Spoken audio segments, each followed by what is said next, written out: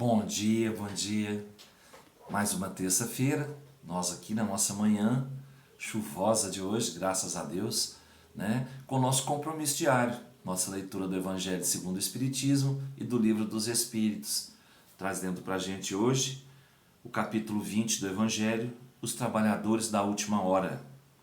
Missão dos Espíritas.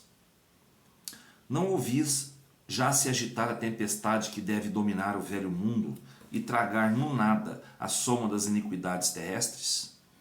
Ah, bendizei o Senhor, vós que haveis posto vossa fé em sua soberana justiça, e como novos apóstolos da crença revelada pelas vozes proféticas superiores, e de pregar o dogma novo da reencarnação e da elevação dos espíritos, segundo tenham bem ou mal cumprido suas missões e suportado suas provas terrestres. Não vos amedronteis, as línguas de fogo estão sobre as vossas cabeças. Ó verdadeiros adeptos do Espiritismo, sois os eleitos de Deus, ide e pregai a palavra divina. A hora é chegada em que deveis sacrificar à sua propagação os vossos hábitos, os vossos trabalhos, as vossas ocupações fúteis. Ide e pregai. Os espíritos do alto estão convosco. Certamente falareis a pessoas que não quererão escutar a voz de Deus, porque essa voz as chama sem cessar à abnegação.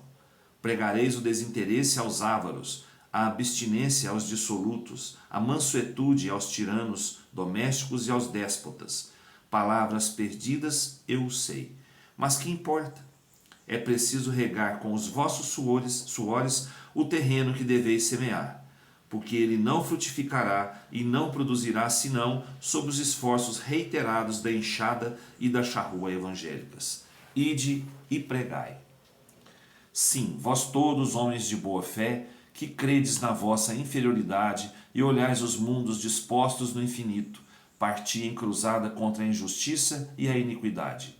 Ide e destruí esse culto do bezerro de ouro, cada dia mais e mais invasor. Ide, Deus vos conduz. Homens simples e ignorantes, vossas línguas se soltarão, e falareis como nenhum orador fala. Ide e pregai, e as populações atentas acolherão com alegria as vossas palavras de consolação, de fraternidade, de esperança e de paz. Que importam as armadilhas que serão colocadas no vosso caminho? Só os lobos se prenderão nas armadilhas de lobos, porque o pastor saberá defender suas ovelhas contra os verdugos imoladores. E de homens grandes diante de Deus, que mais felizes que São Tomé, credes sem pedir para ver e aceitai os fatos da mediunidade, quando mesmo não tenhais conseguido jamais obtê-los em vós mesmos. Ide, o Espírito de Deus vos conduz. Marchai avante, pois, falange imponente pela vossa fé. E os grandes batalhões dos incrédulos se desvanecerão diante de vós, como as brumas da manhã aos primeiros raios do sol nascente. Bom, vou parar aqui a leitura do livro do Evangelho, né? Porque a nossa missão dos espíritas, hoje eu creio que ela não se resume somente aos espíritas. Ela se resume, ela abrange todos os cristãos, todos aqueles que acreditam na palavra de Deus. Os espíritas têm uma vantagem, por quê? Eles não se apegam somente aos livros, eles se apegam às orientações recebidas pelos próprios espíritos, né? Então, a facilidade em receber essas comunicações, né, que é dada a Deus pelos espíritas, pelos que desenvolveram a sua mediunidade de uma maneira ou de outra, facilita bastante, né, a propagação dessa doutrina, a propagação do mundo espiritual em si. E como os espíritos vieram revelar a Kardec na época da codificação, né, os espíritos se manifestam hoje em vários lugares, em várias formas, né, por vários meios. E cabe a nós, espiritualistas, retransmitir as orientações dos Espíritos aos nossos irmãos.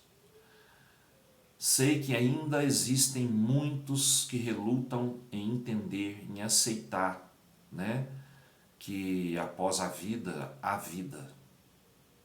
Que a vida continua, que a vida não termina com o desencarne. Muitos não aceitam ainda, mas todas as provas estão sendo dadas, as comunicações estão sendo sempre cada vez mais ativas, mais, como que eu falo, mais esclarecedoras, né, para a gente. Então, não tem como não se acreditar, né, numa vida após a vida terrena, numa vida espiritual após uma vida terrena. Os Espíritos têm essa missão que foi dada por Deus a eles de vir nos esclarecer. E a nós, espiritualistas, que eu digo espiritualistas porque não é só a doutrina espírita. Existe a Umbanda, o Candomblé, são várias religiões, são várias crenças que trazem para todos, né, as comunicações dos Espíritos. Cabe a nós a missão de levar aos nossos irmãos as palavras ditadas pelos Espíritos, né, comandados pelo Pai Maior, para trazer para todos o esclarecimento, trazer para todos a verdade. Cabe a nós isto. Então, nós temos que estar imbuídos sempre dessa certeza que nós temos da vida após a vida. Do motivo de estarmos aqui, do motivo de estarmos passando provas tão difíceis, mas da certeza que nós somos imbuídos de força para poder passar por todas essas provas.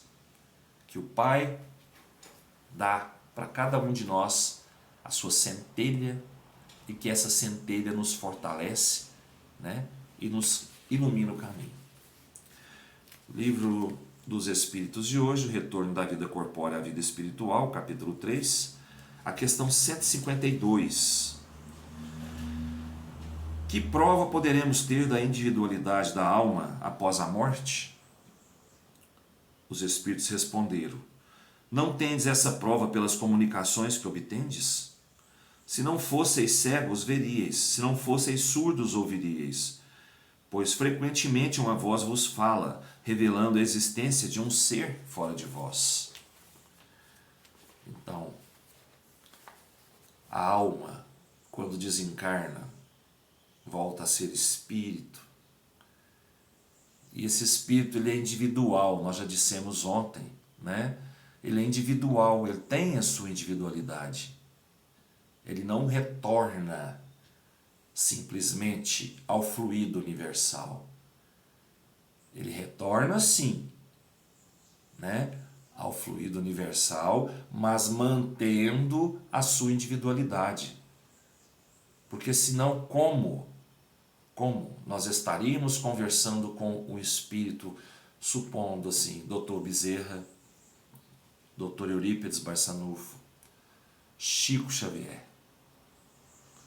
Como os espíritos se manifestariam individualmente ao Chico para as mensagens psicografadas? Como? Não haveria, né? Se o espírito desencarnasse e simplesmente se misturasse à massa universal, ele não teria essa individualidade. Não teria como se manifestar sozinho, né? E não haveria como se manifestar na massa. É isso.